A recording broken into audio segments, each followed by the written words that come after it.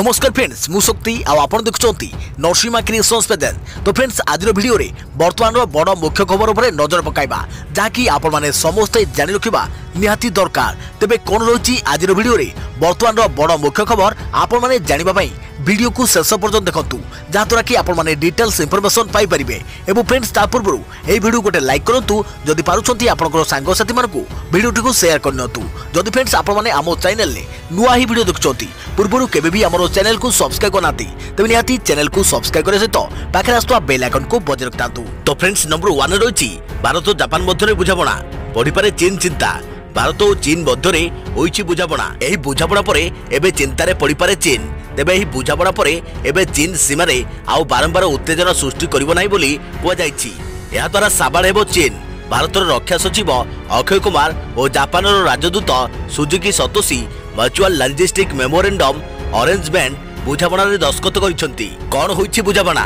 भारत और जापान मध्य होइथुवा एही बुझाणा सैन्य बल उपर होइछि अर्थात युद्ध परिस्थिति रे उभय देश परस्पर को सहायता करिवे। या पूर्व भारत अमेरिका फ्रांस दक्षिण कोरिया सिंगापुर और ऑस्ट्रेलिया सह एभली बुझाणा करि सारिछि। सीमा विवाद पई एलएसी रे चलिथिबा छक्का पंचा मध्य भारत हिंद महासागर रे सुरक्षा व्यवस्था को कड़ाकड़ी करिछि। तेबे भारत और जापान मध्य एही बुझाणा अत्यंत गुरुत्वपूर्ण बोली कुआ जायछि। एथिबे प्रधानमंत्री मोदी जापान प्रधानमंत्री को सह कथा मध्य होइछंती।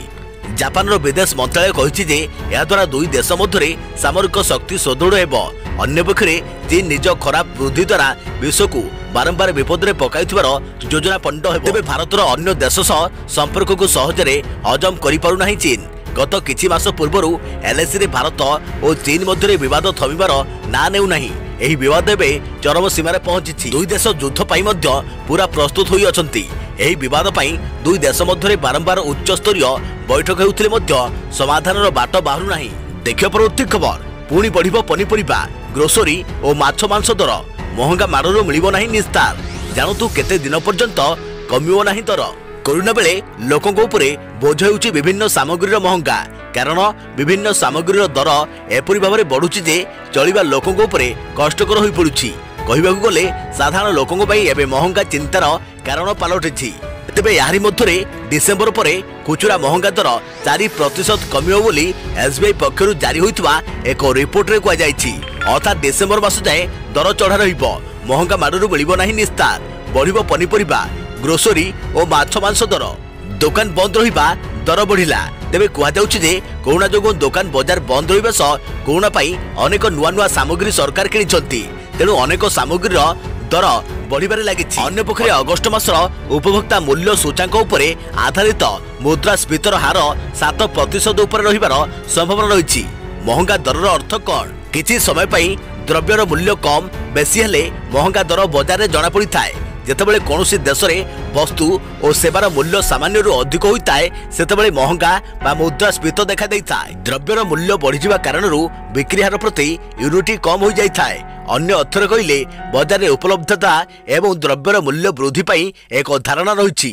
देश रे आर्थिक एवं मुद्रा नीतिर अनेक निष्पत्ति सरकार द्वारा होलसेल मूल्य सूचकांक उपरे आधारित मुद्रास्फीति हार उपरे आधारित। काहेकि बढ़ुछि महंगा दर? जुलाई रे खुचरा मुद्रास्फीति 6.93% थिला जाकि गत वर्ष जुलाई रे 3.15% रहिथिला। तेबे चाउल डाली पनीपरिबा और माछ मांसर दर अधिक हेबा महंगा दर बढ़िबार मुख्य कारण। अन्य पक्षरे लॉकडाउन बेले सरकार अनेक द्रव्य किनिबा जोगु एपरि होइथाइ पारे बोली रिपोर्ट रे दर्शाଯାଇଛି। स्वाभाविक स्थिति पर्यंत बढ़िबो दर। तेबे गत मास राज्य रे मध्य चढ़ा दर देखिबाकू मिलिथिला। साधारण पनीपरिबा माछ मांस और अंडा दर रे वृद्धि घटिथिला। एभली महंगा जोगु साधारण लोक अनेक असुविधार सम्मुखीन होइथिले। तेबे एही रिपोर्ट रे कुआ जायछि जे कोरोना जेपरि भाबरे बढ़िबारे लागिछि स्थिति स्वाभाविक अवस्था को फेरिबो बोली विश्वास रखिबा कष्ट। दरदाम बढ़ुछि चिंतारे खाउटी। सबुठारु गुरुत्वपूर्ण कथा हला जे आमे एठारे आपनको कहि रखिବାକୁ चाहूछु जे भारतर रिजर्व बैंक को मुद्रास्फीति प्राय 4% रखिबा सह 2% ह्रास करिवार दायित्व दिया जायछि। या सह रिपोर्ट रे आहुरी मध्य कुआ जायछि जे मुद्रास्फीतिर परिस्थिति को दृष्टि रखी चलित आर्थिक वर्ष रे पॉलिसी सुध हार रे ह्रास होबार आशा कम रहिछि। जदिओ यह करा जाए तेबे फेब्रुआरी बैठक रे यह एक समय रे 0.25% होई पारे। तेबे एपरि भाबरे दरदाम बढ़ुथिबारु चिंतारे खाउटी। देखियो परवर्ती खबर अक्टोबर नवेम्बर रे यूरोप स्थिति सांघातिक हेबो। कहला हु विश्व में दिनक 3,08,000 आक्रांत। विश्व में कोरोना संक्रमण नुआ रेकर्ड करिछि। गतकाली गोटे दिन में 3,07,930 नुआ संक्रमण मामला चिन्हट होइछि। सोमवार सकाल सुधा विश्व में मोट 2,88,91,676 संक्रमण मामला रही एवं 9,22,441 जनक कोरोना रे मृत्यु होइछि। आसंता अक्टोबर एवं नवेम्बर रे यूरोप रे अति जटिल स्थिति उपजीव एवं अधिक कोरोना मृत्यु हेबो बोली विश्व स्वास्थ्य संगठन हु यूरोप निर्देशक हान क्लग कहते। गत किछि सप्ताह मध्य यूरोप रे हठात संक्रमण बढ़ी जाइछि। विशेषकर स्पेन एवं फ्रांस रे पूर्वापेक्षा अधिक संक्रमण बढ़ी। केवल शुक्रवार दिन 55 देश में 51,000 रु अधिक नुआ मामला चिन्हट होता हु पक्षर कहुଯାଇଛି। एवं कोरोना संक्रमण में अमेरिका प्रथम और भारत द्वितीय स्थान में रही। देखा परवर्ती खबर। गभीर समुद्र मझे दुर्घटना, गिलेटिन बेट को पिटिला ट्रलर। मरण मुहरु अल्पेके बतिले 5 धीवर। समुद्र पानी रे भासुवा बेले राति अधरे उद्धार कला माछ धरा बोट। समुद्र मझे दुर्घटनाग्रस्त बोट जीवन विकल रे पानी रे उबुटुब हेउथिले 5 जन धीवर। चांदबाली बंगोपसागर प्राय 15 किलोमीटर गभीर समुद्र रे गिलेटिन बोट को पिटिला ट्रलर। 10 तारिख राति रे सुलोचना 2 नामक एक गिलेटिन बोट माछ मारुथुवा बेले अंधार राति जमुना नामक एक ट्रलर ताकू धक्का देइथिला। फल बोटी संपूर्ण भांगी जाइथिला। फल एथिरे थिबा 5 जन धीवर पानी भितर को छिटिकी पड़िथिले। पानी ड्रम को धरी सेमाने भासुथुवा बेले सेमानकु उद्धार करिया पई 3टी बोट खोजाखोजी आरंभ करिथिला। शेषरे सेमानकु मझी समुद्र रे ठाब करी उद्धार करिथिले। तेबे ही दुर्घटना नै मेराइन थाना रे कोनोसी अभियोग होई नथिबा सूचना मिलिछि। देखियो प्रवृत्ति खबर। बन्या परे एबे मरुडीर पदध्वनि। पुरी गो ब्लॉक 5टी पंचायत रे जल अभावरु चाष जमी फाटिया। 100 हेक्टर जमी रे चाष नष्ट। किछि दिन तले बन्या पानी रे उबुटुब हेउथिला उपकूल ओडिशा, किंतु एबे एठारे पाद थापिलानी मरुडी। आमे कहूछु पुरी जिला गो ब्लॉक कथा।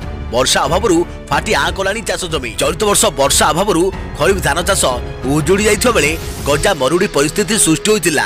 केनाल रे पानी आसुनथुवारु गो ब्लॉक रो बौलांग, एराबंग, देवपुर, बड़तरा, अचितपुर, बनखंडी आदि ग्राम पंचायत रे 100 हेक्टर चाष जमी फाटी आ करिछि। धान केंडा धरिबा बेलकु पानी अभावरु गछ सुखी जाइछि।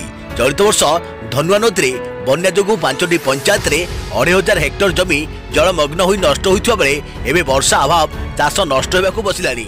अन्यपटे निमापड़ा जल संसद विभाग निर्वाही जंत्री खामख्याल मनोभाव जोगु केनाल पानी आसी पारु नाही बोली स्थानीय चाषी अभियोग करिसंती।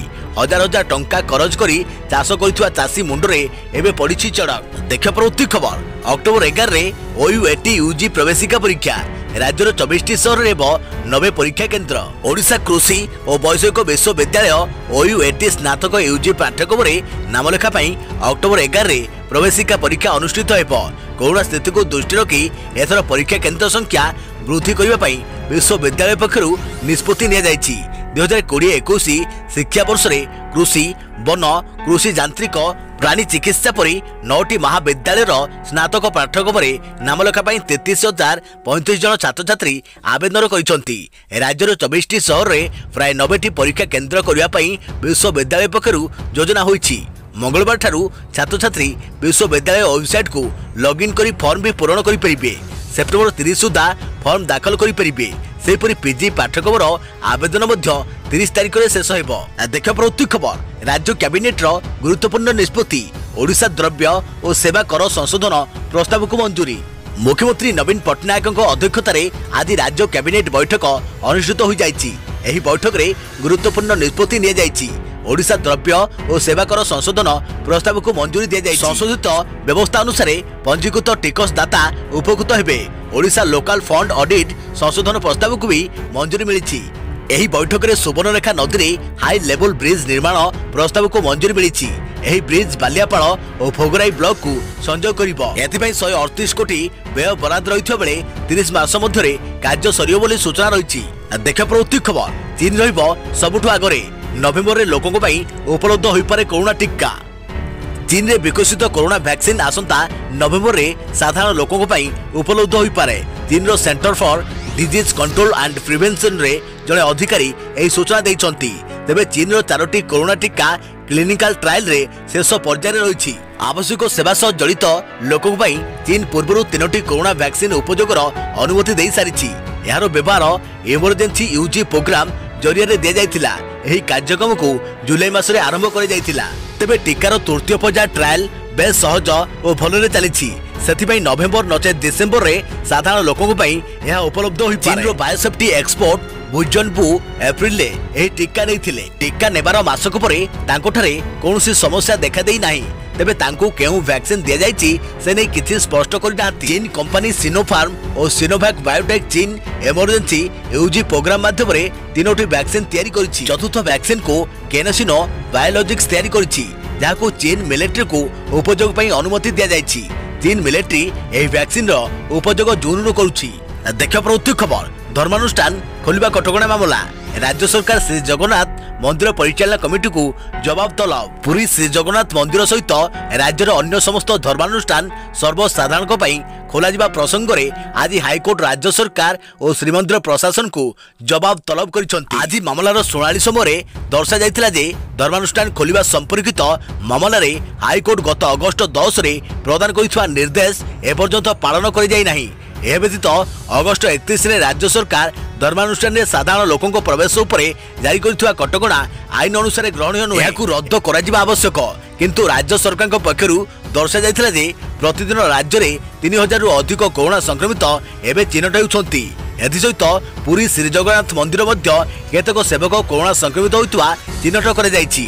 तेणु धर्मानुष्ठान खोलिबा उपरे अंकुश रहिछि। हाईकोर्ट उभय पक्षों मत नेबा परे अगस्ट 10 निर्देश पालन प्रसंग में जवाब रे स्पष्ट करने को सरकार को कहिसंती। मामलार परवर्ती शुणाणी सेप्टेम्बर 28 को धार्य कर जाइछि।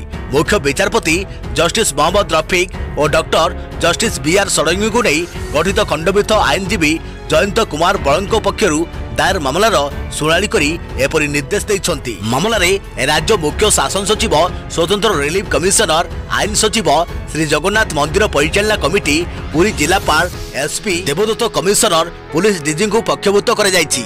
आवेदनकारी पक्षरु वरिष्ठ आईनजीवी डॉक्टर अशोक कुमार महापात्र मामला परिचालना करुवा बेले आईनजीवी विभूति भूषण चौधरी सहायता करुछंती। देख प्रवृत्ति खबर सेप्टेम्बर 25 रु सारा देश में पुणी थे लॉकडाउन। जानतु भाइराल खबर सत्यता। सेप्टेम्बर 25 रु सारा देश में पुणी थे लॉकडाउन करने को national disaster management authority NDMA केंद्र सरकार को निर्देश देइथिबा खबर मिछ। एथरे कोनोसी सत्यता नहीं बोली स्पष्ट करिसंती केंद्र सरकार। यह फेक न्यूज बोली कहिछि प्रेस इन्फॉर्मेशन ब्यूरो पीआईबी। देश में बढ़ुवा कोरोना स्थिति को देखि सेप्टेम्बर 25 रु पुणी थे सारा देश में लॉकडाउन घोषणा हो पारे बोली सोशल मीडिया रे वायरल होइथिला।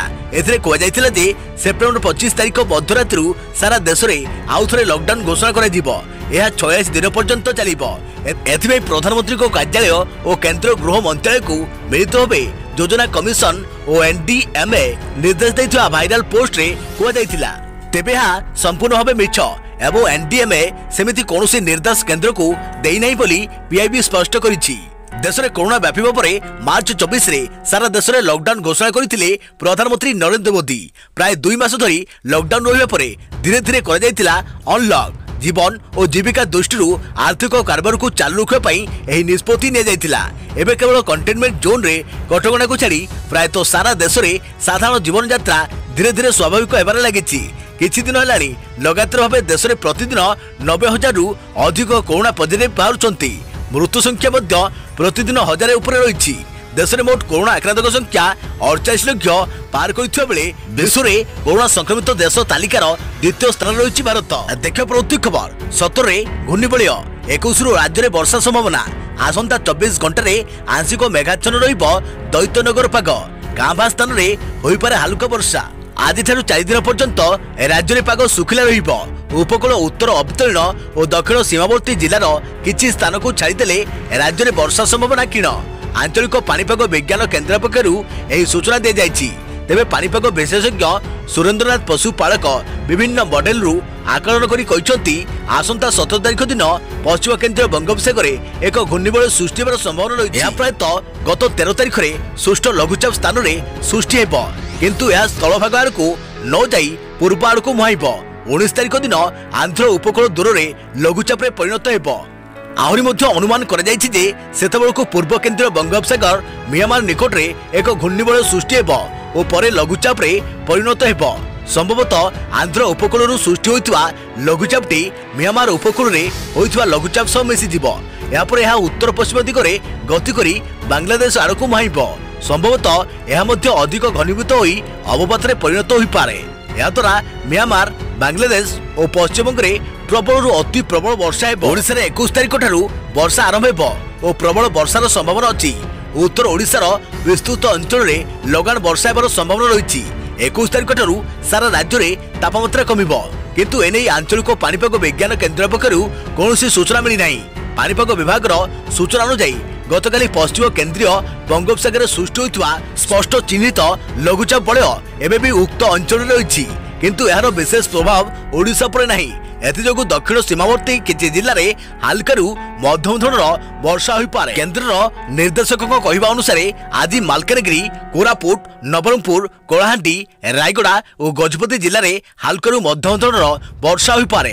राज्यर बाकी स्थान रे विशेष वर्षार संभावना नाही। आसंता 2 ରୁ 3 दिन पर्यंत दक्षिणरू दक्षिण आड़कू गति करी स्पष्ट चिन्हित लघुचाप वलय केन्द्र देई पश्चिम केंद्रीय बंगोपसागर और संलग्न आंध्र प्रदेश उपकूल रही। फल राज्य में मौसुमी दुर्बल रही। एणु राज्य में आसंता 4 दिन पर्यंत जहाँ भी वर्षा हेबो ताहार परिमाण स्वाभाविक ठारू कम रहिबो। पाग प्रायतः सुखिला और खराटिया रहिबो। आसंता 24 घंटा रे दैत्यनगर पाग आंशिक मेघाच्छन्न रहिबो। गाँ बास्तान रे हल्का वर्षा होई पारे। देखिए प्रवृत्ति खबर सेप्टेम्बर 21 रु खोलिबो स्कूल। छात्र छात्री और शिक्षकों पई जारी हला गाइडलाइन। कोरोना महामारी जोगु गत किछि मास हला स्कूल कॉलेज बंद रहिछि। सरकार लगातार स्कूल कॉलेज खोलिबा उपरे विचार करुछंती। सेप्टेम्बर 21 तारिख रु स्कूल खोलिबा पई वर्तमान सरकार निष्पत्ति नैछंती। तेबे एने स्वास्थ्य मंत्रालय गाइडलाइन जारी करिसंती। नवम श्रेणी रु द्वादश श्रेणी जाए खोलिबा पई सरकार अनुमति दैछंती। एथिपई केंद्र सरकार द्वारा जारी होइतवा गाइडलाइन पालन करबाकू हेबो। कोरोना महामारी जोगु मार्च 16 तारिख रु स्कूल कॉलेज तथा समस्त शिक्षणीय स्थान बंद रही। केंद्र सरकार गाइडलाइन अनुसार थरेके 50% शिक्षक तथा अणशिक्षा कर्मी आसीपारे। जो स्कूल मानकरे बायोमेट्रिक हाजिरा व्यवस्था अच्छी सेठारे छात्र छात्री हाजिरा पाई अन्य व्यवस्था करने पड़िबो। जदि स्कूल छात्र छात्री वाहन व्यवस्था रही ताहले प्रतिदिन ताको सैनिटाइज करने हेबो। स्कूल रे थर्माल स्क्रीनिंग प्लस ऑक्सीमीटर उपलब्ध करने हेबो। स्कूल को प्रवेश करने पूर्व छात्र छात्री और शिक्षकों थर्माल स्क्रीनिंग करने हेबो। या छड़ा हाथ सैनिटाइज करने हेबो। शिक्षक और अन्य कर्मचारी को फेस मास्क और सैनिटाइजर स्कूल तरफ देबाकू हेबो। स्कूल खोलिबा पूर्व पूरा स्कूल को सैनिटाइज करने हेबो। कंटेनमेंट जोन रो छात्र छात्री शिक्षक और अन्य कर्मचारी स्कूल आसीपारे नहीं। गर्भवती महिला वयस्क और कौन रोग रे पीड़ित व्यक्ति स्कूल दूरे रहिबे। थर्माल स्क्रीनिंग रे जदि कौन व्यक्ति किंबा छात्र छात्री पॉजिटिव थिबार आशंका हुए ताहले तांको आइसोलेट करा जिवो। स्वास्थ्य विभाग और परिजन को ए संबंध में सूचित करा जिवो। तेबे एथिपई नुआ 10टी गाइडलाइन जारी करा जायछि। नंबर 1 रे रहिछि कोठरी परिवर्ते खोला जगह रे क्लास हेबो। नंबर 2 रे रहिछि शिक्षक छात्र छात्री और अन्य कर्मचारी मध्य 6 फुट दूरता रखा हेबो। नंबर 3 रही भूई रे 6 ରୁ 6 फुट दूरतार मार्किंग करे जिवो। नंबर 4 रही प्रत्येक श्रेणी पर अलग अलग समय निर्धारित करे जिवो। नंबर 5 रही छात्र छात्री पेंसिल पेन पानी बोतल बही खाता आदि परस्पर मध्य शेयर करें नहीं। नंबर 6 रही छात्र छात्री शिक्षक तथा अन्य कौन कर्मचारी को लगातार व्यवधान रे हाथ धोइबाकू हेबो। मास्क पिंधिबा अनिवार्य। 7 रही स्कूल मानकरे सकाल प्रार्थना पाई अनुमति दियाजिबो नाही। 8 रही जो छात्र छात्री स्कूल आसबे नहीं सेमानक पई ऑनलाइन क्लास जारी रहिबो। 9 रही स्कूल कैंटीन बंद रहिबो। 10 रही सामाजिक दूरता बजाय रखिबाकू प्रैक्टिस लैब रे कम संख्यक बैच गठन करे जिवो। लैब भितरे 4 वर्गमीटर गोले रहिबो। देखिया परवर्ती खबर देश में कोरोना मीटर ऊपर मुहा 49 लाख पार कला मोट आक्रांतक संख्या। गत 24 घंटे 83,809 नुआ आक्रांत 1,054 मृत।